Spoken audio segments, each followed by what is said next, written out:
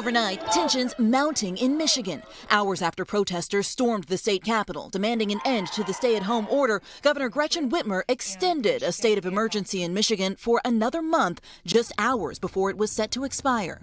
It comes after Republican-led state lawmakers declined to extend the state's emergency declaration and voted to authorize a lawsuit to challenge the Democratic governor.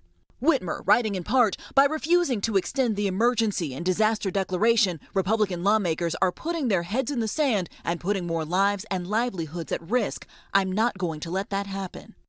Elsewhere, with the start of a new month comes a wave of cautious reopenings nationwide. Good morning. How's everyone doing?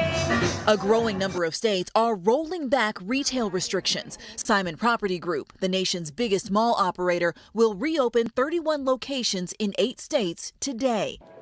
Retail giant Macy's announcing the reopening of nearly 70 stores in the coming days.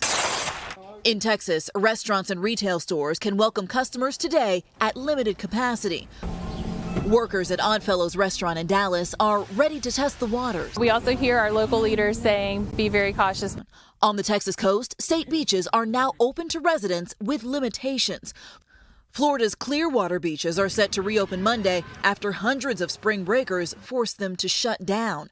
But in California, Governor Gavin Newsom is overriding local officials and locking down the shores in Orange County. Specific issues on some of those beaches have raised alarm bells. It comes as other states like Illinois are joining Michigan, extending their social distancing mandates. We really can't begin to open up until we have 14 days of down cycle of those numbers. None of the states reopening have seen a 14-day downward trend in new cases recommended by the White House before easing restrictions. And overnight, a number of cars came together in downtown Atlanta to stage a mock funeral procession. Organizers say that it was to protest the end of the state's shelter-in-place order, and they're calling it something to illustrate what they call the deadly consequences of the governor's decision to reopen Georgia.